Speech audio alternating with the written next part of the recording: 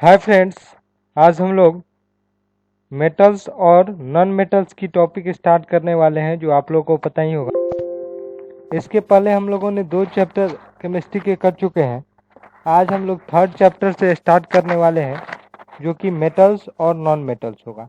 आपको एक बात बता देना चाहता हूँ, इसके प्रीवियस चैप्टर जो एसिड बेस वाला था उसमें एनसीईआरटी में एक पॉइंट गलत दिया हुआ था कि एंट बाइटिंग जो होता है, एंट बाइटिंग में उसने दिया था कि मेथनोइक एसिड रिलीज होता है, जबकि ऐसा नहीं होता है। एंट बाइटिंग में फॉर्मिक एसिड रिलीज होता है। तो वहाँ थोड़ा त्रुटि हो गई थी, तो मैंने आप लोगों को बता दिया। अब मैं चलता हूँ, आज से मेटल एंड नॉन मेटल के का टॉपिक स्टार्ट कर रहा हूँ। और आपको पता ही होगा कि हम लोग एनसीईआरटी की एक एक लाइन को पढ़ते हैं और समझने की क्या करते हैं, कोशिश करते हैं। तो चलिए हम स्टार्ट करते हैं मेटल्स एंड नॉन मेटल्स से, ठीक है। तो देखिए, हम लोग वैसे 9th क्लास में हम लोग मेटल और नॉन मेटल के बारे में पढ़ चुके हैं। अब हम लोग मेटल्स और नॉन मेटल होते क्या है, तो मेटल्स और नॉन मेटल क्या होते हैं कि कोई हमारा एलिमेंट जो होता है, हमारा जो भी एलिमेंट के 2 पार्ट है। एलिमेंट के 2 पार्ट होते हैं, मेटल्स और दूसरा क्या होते हैं, नॉन मेटल्स, ठीक है।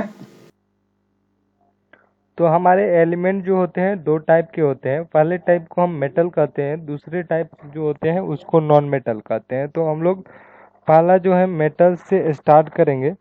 हम लोग पहला क्या है, मेटल से स्टार्ट करने वाले हैं। यहाँ पे मेटल है हमारा, यहाँ से हम मेटल जो है उससे क्या करेंगे, स्टार्टिंग मेटल से हम लोग करेंगे। तो स्टार्ट करते हैं कि मेटल्स जो है वो आपको मेटल्स की कुछ प्रॉपर्टीज होती है, ठीक है ना। मेटल्स की कुछ क्या प्रॉपर्टीज होती है, तो एलिमेंट के 2 पार्ट हो गए, मेटल्स एंड नॉन मेटल्स। तो मेटल्स की कुछ प्रॉपर्टी होती है, कैसे पहचानेंगे कि वो मेटल है, तो इसके लिए हम लोग को देखना पड़ेगा कि मेटल्स क्या होता है, ठीक है ना। तो पहला तो मेटल जो होता है वो आपको डक्टाइल होता है। मेटल क्या होता है, डक्टाइल होता है। यानी डक्टाइल का मीनिंग हुआ कि we can draw the wire, wire के फॉर्म में हम लोग मेटल से ड्रॉ कर सकते हैं। यानी यहाँ पे डक्टिलिटी का डेफिनेशन भी दिया गया है, the ability of the metal to draw into the thin wire is called ductility. यानी मेटल के पास एबिलिटी होता है कि उससे हम लोग थिन वायर ड्रॉ कर सकते हैं, और इस एबिलिटी को हम क्या बोलते हैं, डक्टिलिटी बोलते हैं। डक्टाइल मटेरियल होता है, ब्रिटल मटेरियल होता है। तो डक्टाइल मटेरियल वो होता है जिससे हम वायर खींच सकते हैं, ब्रिटल वो होता है जिससे हम लोग वायर नहीं खींच सकते, ज्यादा खींचेंगे तो वो टूट जाएगा, ठीक है। ये भी मटेरियल के 2 टाइप के होते हैं वैसे, डक्टाइल और ब्रिटल। गोल्ड जो है वो मोस्ट डक्टाइल मटेरियल है। सबसे ज्यादा अगर कोई डक्टाइल है जिसके तार खींचे जा सकते हैं तो वो क्या है, गोल्ड है। गोल्ड मोस्ट डक्टाइल मटेरियल है। तो 2 किलोमीटर लेंथ का वायर खींच सकते हैं 1 ग्राम ऑफ गोल्ड से। 1 ग्राम गोल्ड जो है उससे हम 2 किलोमीटर का वायर खींच सकते हैं। तो ये हो गया पहला मेटल्स का। मेटल्स के बारे में अगर हम मेटल जानना है तो मेटल का एक गुण है डक्टिलिटी, यानी मेटल डक्टाइल होता है। दूसरा मेटल का गुण है कि मेटल मेलिएबल होता है, ठीक है, मेलिएबिलिटी होता है। अब मेलिएबिलिटी क्या होता है कि उसको हम लोग सीट में कन्वर्ट कर सकते हैं, यानी चादर बना सकते हैं, उसके सीट बना सकते हैं। मेटल्स की क्या बना सकते हैं, सीट बना सकते हैं, ठीक है ना। तो यही है डक्टिलिटी, मेलिएबिलिटी। वो मेलिएबिलिटी मतलब तार बना सकते हैं, डक्टिलिटी यानी मेटल्स के हम सीट बना सकते हैं, तो वो क्या हो गया, मेलिएबिलिटी हो गया। तो ये दूसरा गुण है मेटल के, जो कि मेटल्स के हम क्या बना सकते हैं, सीट बना सकते हैं, ठीक है ना, ठीक है ना। Malleability and ductility. तो देखिए यहाँ पे दिया हुआ है कि some metal can be beaten into the thin sheet. कुछ मेटल को हम थिन शीट में बीटेन कर सकते हैं। This property is called malleability. तो अगर मेटल को हम थिन शीट में कन्वर्ट कर लेते हैं और तो उस मेटल के उस प्रॉपर्टी को हम क्या बोलते हैं, मेलेबिलिटी। डक्टिलिटी हो गया, मेलेबिलिटी हो गया, ये सब क्या है, मेटल्स की क्या है, प्रॉपर्टीज। क्या है, मेटल्स के प्रॉपर्टीज है। ठीक है, ये सब क्या है, मेटल्स के हमारे प्रॉपर्टीज है। ठीक है, हम चलते हैं आगे।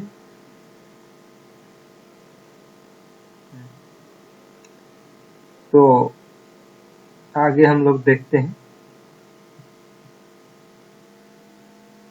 अब देखिए, ये एक्टिविटी एक दिया हुआ है, ये क्या दिया है, एक एक्टिविटी आपको दिया हुआ है।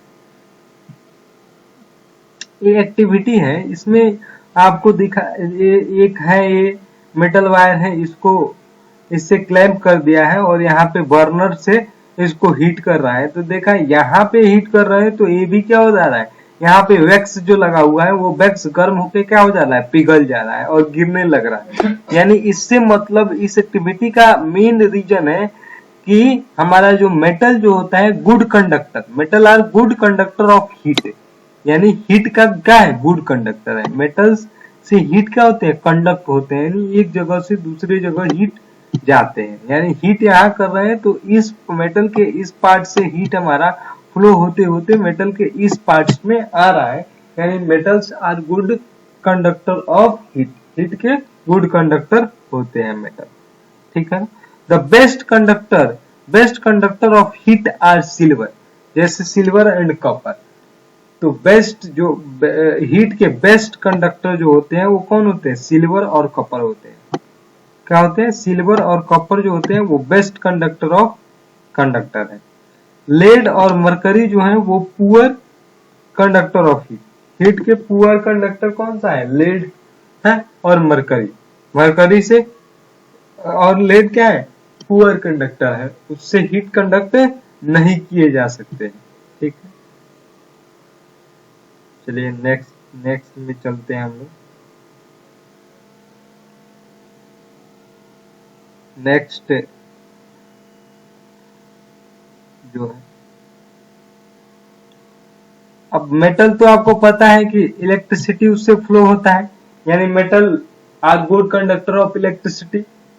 यहाँ पे देखिए ये वायर है, यहाँ से इसको ये metal is good conductor of electricity.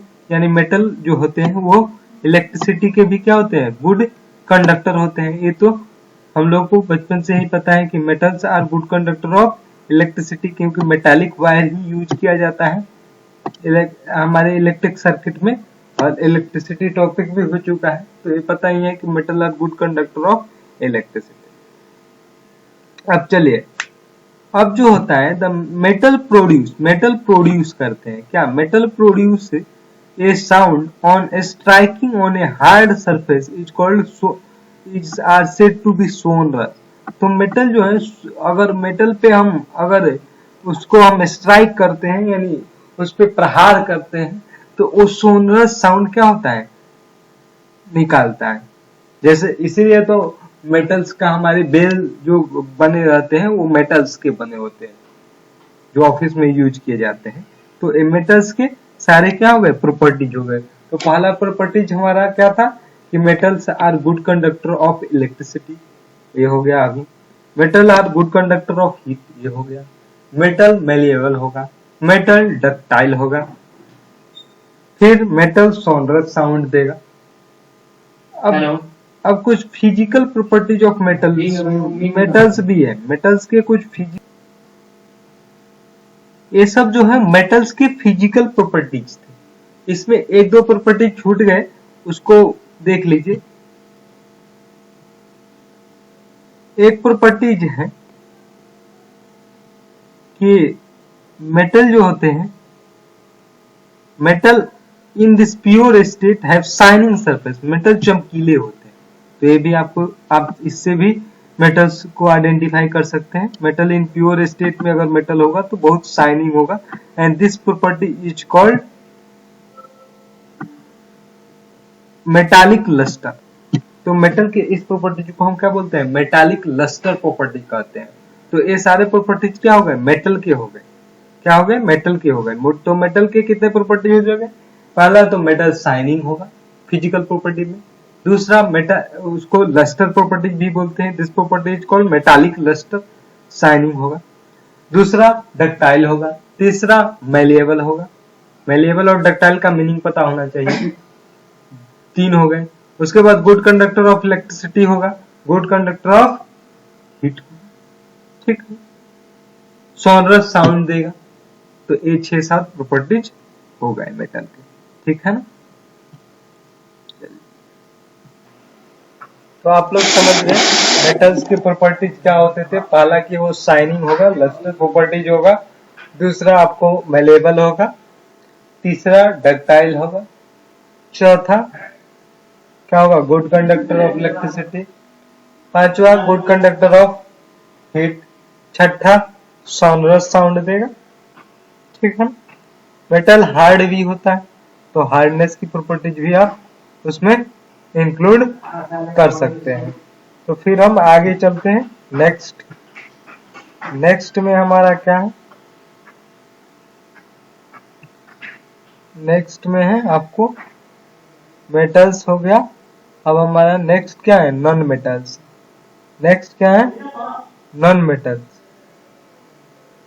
Non metals, ठीक है। तो नॉन मेटल की प्रॉपर्टीज हम पढ़ेंगे कि नॉन मेटल में क्या क्या प्रॉपर्टीज होते हैं। तो चलिए, मेटल्स जो होते हैं वो मेटल्स जो होते हैं हमारे, ठीक है ना। ज्यादातर मेटल्स जो होते हैं वो सॉलिड होते हैं रूम टेम्परेचर पे। ये याद रखिएगा कि जितने भी मेटल्स हैं, मेटल्स में ही बता रहा हूँ, ज्यादातर मेटल्स क्या होते हैं, सॉलिड होते हैं रूम टेम्परेचर में, एक्सेप्ट मरकरी। मरकरी को छोड़ के बाकी सारे जो भी मेटल होंगे वो क्या होंगे, सॉलिड होंगे, ठीक है ना। तो आपको ये पता होना चाहिए कि मरकरी जो होता है उसको छोड़ के बाकी सारे मेटल्स जो होते हैं क्या होंगे, सॉलिड होंगे, ठीक है, रूम टेम्परेचर पे। अब नॉन मेटल्स के बारे में हम लोग पढ़ेंगे। तो नॉन मेटल्स की प्रॉपर्टीज भी होते हैं। मेटल्स की प्रॉपर्टीज हो गए, तो नॉन मेटल्स के लिए हम लोग देखेंगे, ठीक है ना। ठीक, तो देखिए नॉन मेटल्स, ठीक है। नॉन मेटल्स के बारे में हम लोग देखते क्या है।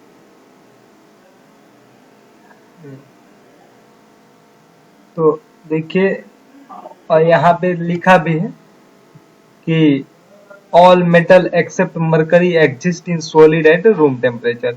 तो ये किताब में दिया भी है कि ऑल मेटल, मरकरी को छोड़ के जितने भी मेटल होते हैं वो सॉलिड होते हैं। You observe that metal have high melting point. Metal का मेल्टिंग पॉइंट भी क्या होता है, हाई होता है। मेटल का मेल्टिंग पॉइंट भी क्या होता है, हाई, ठीक है ना। ठीक है,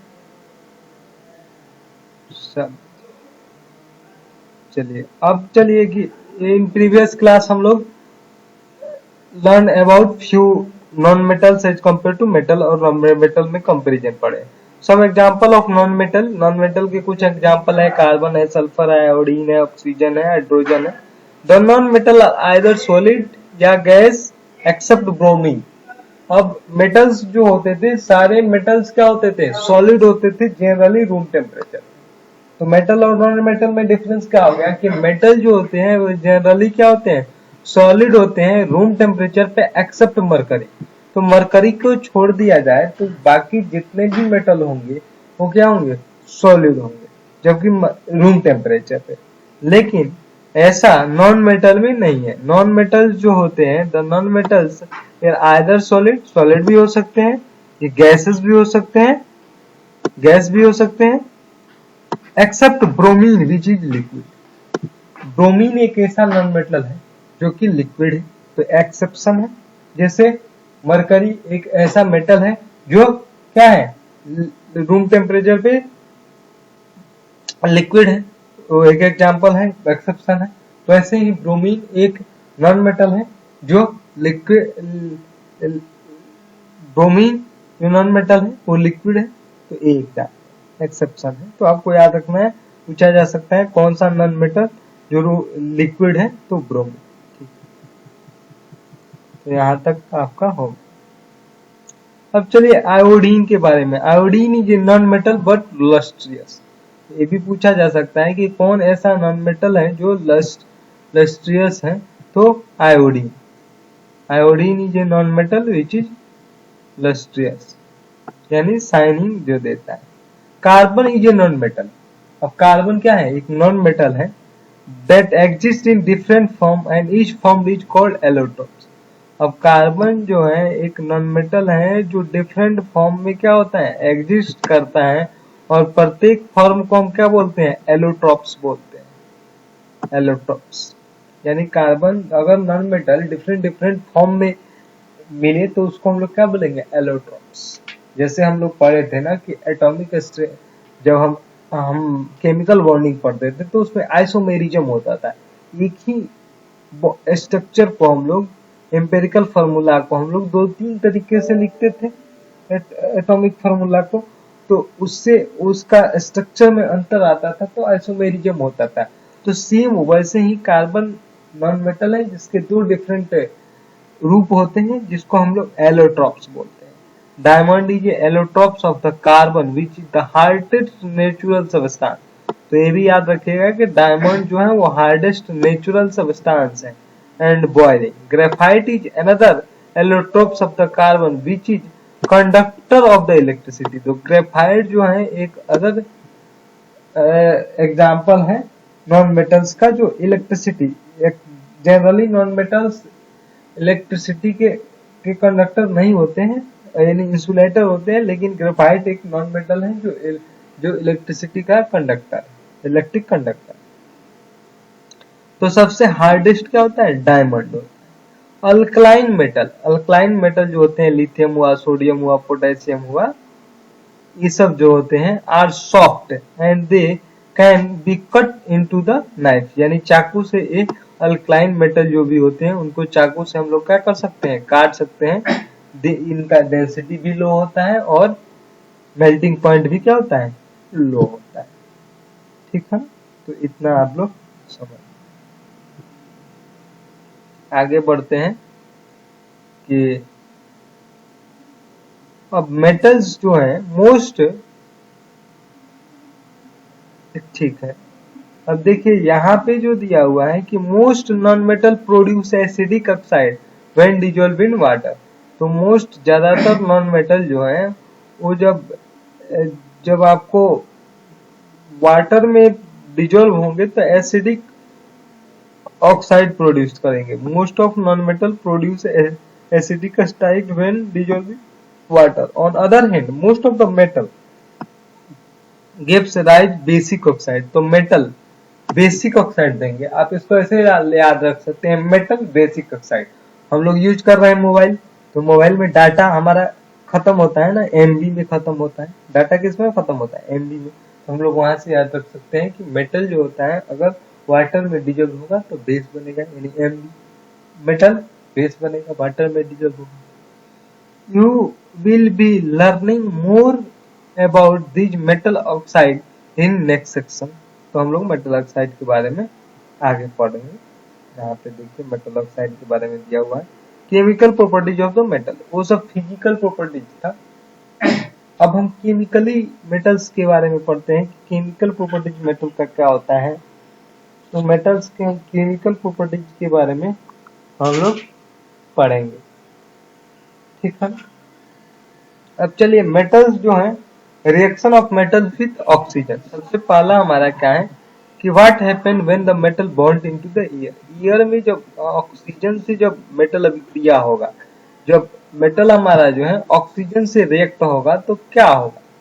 व्हाट हैपेंस जब ऑक्सीजन से रिएक्ट होगा। मानिए यहाँ पे जो मेटल है, मेटल का एक केमिकल प्रॉपर्टी क्या था, जिसमें पहला है कि पहला प्रॉपर्टी क्या है? Reaction of metal with oxygen. तो पहला नोट कर लीजिए, reaction of metal with oxygen. तो मेटल जो है ऑक्सीजन से रिएक्ट किया, क्या बनाया? मेटल ऑक्साइड बनाया। जैसे एग्जांपल में कॉपर जो है O2 से रिएक्ट किया, क्या बनाया? कॉपर ऑक्साइड बनाया। एल्युमिनियम ऑक्सीजन से रिएक्ट किया, क्या बनाया? एल्युमिनियम ऑक्साइड बनाया, ठीक है। ऐसे ही जो भी हमारा रिएक्ट करेगा तो क्या बनाएगा, ऑक्साइड बनाएगा। मेटल जब भी रिएक्ट होगा तो मेटालिक ऑक्साइड बनाएगा। क्या बनाएगा, मेटालिक ऑक्साइड। अब Na कॉपर, कॉपर ऑक्साइड बनाया, एल्युमिनियम, एल्युमिनियम ऑक्साइड बनाया। अब ठीक है, यहां तक तो हम लोग समझ गए, ठीक है ना।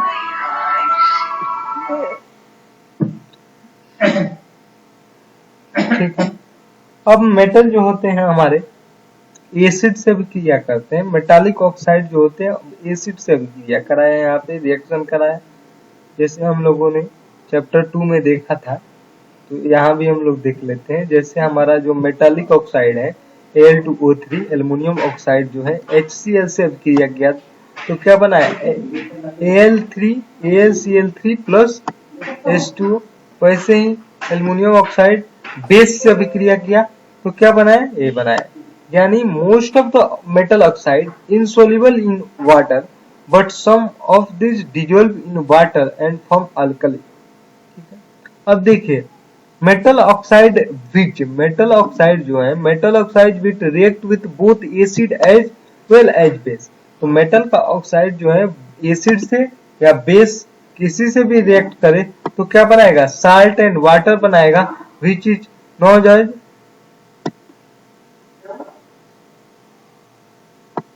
Known as amphoteric oxide. तो मेटल जो है एसिड या बेस से अभिक्रिया करके साल्ट एंड वाटर प्रोड्यूस करेगा, जिसको हम लोग क्या बोलेंगे, एम्फोटेरिक ऑक्साइड बोलेंगे, एम्फोटेरिक ऑक्साइड बोलेंगे। ठीक है, तो पहला हम लोगों ने देख लिया कि मेटल्स जो था वो हमारा ऑक्सीजन से रिएक्ट किया तो मेटालिक ऑक्साइड बनाया। अब मेटालिक ऑक्साइड जो है वो या तो एसिड या बेस दोनों में से कोई से भी क्रिया करेगा तो वो क्या बनाएगा, साल्ट बनाएगा और वाटर बनाएगा। तो ये दूसरा प्रॉपर्टी हो गया मेटल का केमिकल प्रॉपर्टी। अब चलिए, अब देखिए आगे बढ़ते हैं।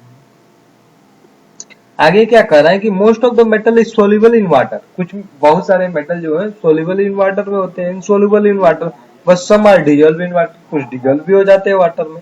इन water to form alkali, water में जो डिजोल्व होते हैं वो अल्कलाइन फॉर्म करते हैं। Sodium oxide and potassium oxide dissolve in water and produce alkali. तो सोडियम ऑक्साइड और एल्युमिनियम ऑक्साइड जो है वाटर में डिजोल्व होते हैं और अल्कली प्रोड्यूस करते हैं। अब देखिए Na2 सोडियम ऑक्साइड है, वाटर में डिजोल्व हुआ, 2NaOH बनाया, K2H2O तो KOH बनाया, यानी पोटेशियम हाइड्रोक्साइड और सोडियम हाइड्रोक्साइड यानी अल्कलाइन बनाया, बेस पर बेसिक नेचर आ गया। ठीक, उसके बाद चलिए, इसमें कुछ आपको इम्पोर्टेंट नहीं है।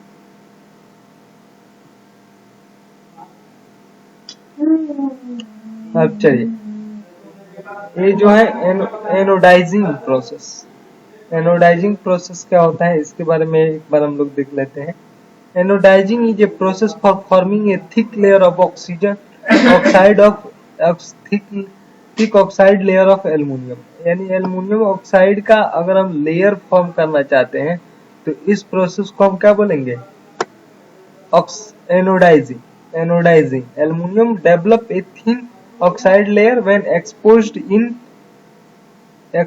इन एयर। एयर में जब भी हम एल्युमिनियम को रख देंगे तो एक थिन ऑक्साइड लेयर बनाएगा। This aluminium oxide could make it resist to further corrosion. और यही एल्युमिनियम ऑक्साइड का जो कोटिंग होता है वो हम लोग को बचाता है कि फर्दर कोरोजन नहीं होगा, और इससे और this resist to improve further making corrosion of oxide. इससे हमारा सरफेस बचा रहता है। ठीक है, कोई एसिड का अटैक नहीं हो सकता है, अट्रैक्टिव रहता है और फिनिश रहता है। तो एनोडाइजिंग प्रोसेस यही है कि एल्युमिनियम ऑक्साइड का कोटिंग जो होता है उसको हम लोग कोटिंग, जो एल्युमिनियम ऑक्साइड का कोटिंग डेवलप करने के प्रोसेस को हम लोग क्या बोलते हैं, एनोडाइजिंग प्रोसेस बोलते हैं। तो थैंक यू दोस्तों, आज हम पहला लेक्चर था मेटल्स एंड नॉन मेटल के, तो आज हम यहीं तक रहने देते हैं। नेक्स्ट लेक्चर में फिर आगे तक का करेंगे। तब तक के लिए धन्यवाद। हमारे चैनल कॉन्सेप्ट पॉइंट को सब्सक्राइब करें, शेयर करें और लाइक करें।